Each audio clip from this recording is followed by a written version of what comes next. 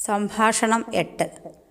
മന്ത്രങ്ങൾ തോന്നുന്നതുപോലെ തിരഞ്ഞെടുത്ത് ജപിച്ചതുകൊണ്ട് ആർക്കെങ്കിലും എന്തെങ്കിലും പ്രയോജനമുണ്ടോ? മഹർഷി: ഇല്ല. ആ വ്യക്തി മന്ത്രത്തിന് അധികാരിയായിരിക്കണം. മാത്രമല്ല ആ മന്ത്രത്തിൽ ദീക്ഷിതനുമായിരിക്കണം. ഇത് വ്യക്തമാക്കാനായി മഹർഷി ഇങ്ങനെ ഒരു കഥ പറഞ്ഞു. ഒരു രാജാവ് തൻ്റെ മന്ത്രിയുടെ വീട് സന്ദർശിച്ചു. ആ സമയം മന്ത്രി മന്ത്രജപത്തിൽ മുഴുകിയിരിക്കുകയായിരുന്നു. ആ വിവരം രാജാവിനെ അറിയിച്ചപ്പോൾ അദ്ദേഹം മന്ത്രിയെ കാത്തിരിക്കുകയും മന്ത്രിയെ കാണാനിടയായപ്പോൾ എന്തു ജപമായിരുന്നു അതെന്ന് അന്വേഷിക്കുകയും ചെയ്തു. ഏറ്റവും പവിത്രമായ ഗായത്രി മന്ത്രമാണതെന്ന് മന്ത്രി പറഞ്ഞു. മന്ത്രിയാൽ ദീക്ഷിതനാകാൻ രാജാവ് ആഗ്രഹിച്ചു. രാജാവിനെ ദീക്ഷിതനാക്കാനുള്ള തൻ്റെ കഴിവില്ലായ്മ മന്ത്രി അദ്ദേഹത്തെ അറിയിച്ചു.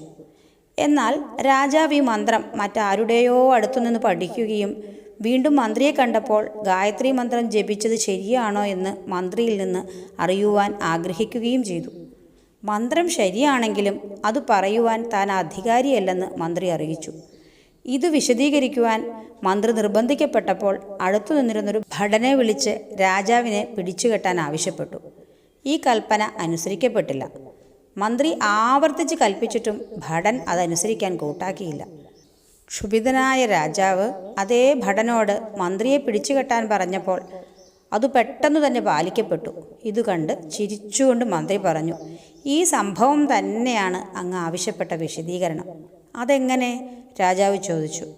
ഇവിടെ നമ്മുടെ രണ്ടുപേരുടെയും കൽപ്പനയും അതനുസരിക്കേണ്ട ആളും ഒന്നു തന്നെയായിരുന്നു.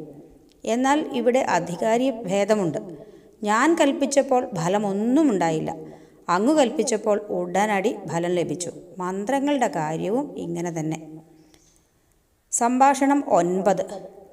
ജ്ഞാനി ബാലനെ പോലെയാണെന്ന് ശാസ്ത്രങ്ങളിൽ പറയുന്നത് എന്തുകൊണ്ടാണ്? ആരോ ചോദിച്ചു. മഹർഷി: ജ്ഞാനിയും ബാലനും ഒരു വിധത്തിൽ സമാനരാണ്. ഒരു സംഭവം നിലനിൽക്കുന്നിടത്തോളമേ കുട്ടി അതിൽ തൽപരനാകുന്നുള്ളൂ. അവ കൺമുൻപിൽ നിന്ന് മറഞ്ഞാൽ അവൻ അതിനെക്കുറിച്ച് വിസ്മരിക്കുന്നു. അതുകൊണ്ട് സംഭവങ്ങൾ കുഞ്ഞിനെ മാനസികമായി ബാധിക്കുകയോ അവനിൽ ഒരു തരത്തിലുമുള്ള വാസനകളും അവശേഷിപ്പിക്കുകയോ ചെയ്യുന്നില്ല എന്നത് വ്യക്തമാണ്. ജ്ഞാനിയുടെ കാര്യവും ഇങ്ങനെയാണ്. സംഭാഷണം 10. മഹർഷിയുടെ ഉള്ളത് 40 ശ്ലോകം 9 സൂചിപ്പിക്കുന്നത് പ്രകാരം എങ്ങനെ ആത്മസാക്ഷാത്കാരം നേടാമെന്നൊരു സന്ദർശകൻ ചോദിച്ചു. മനസ്സിനെ നിയന്ത്രിക്കുന്നത് വളരെ ദുഷ്കരമാണെന്നും അയാൾ പറഞ്ഞു.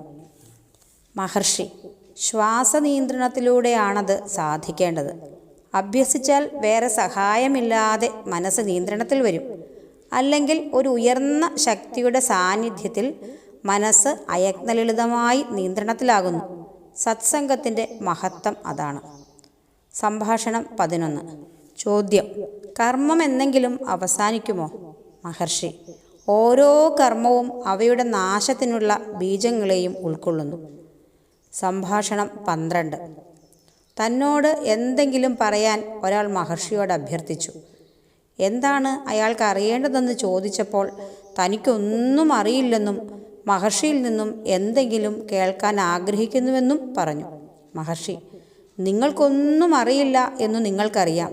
ആ അറിവിനെ കണ്ടെത്തുക. അതാണ് മുക്തി.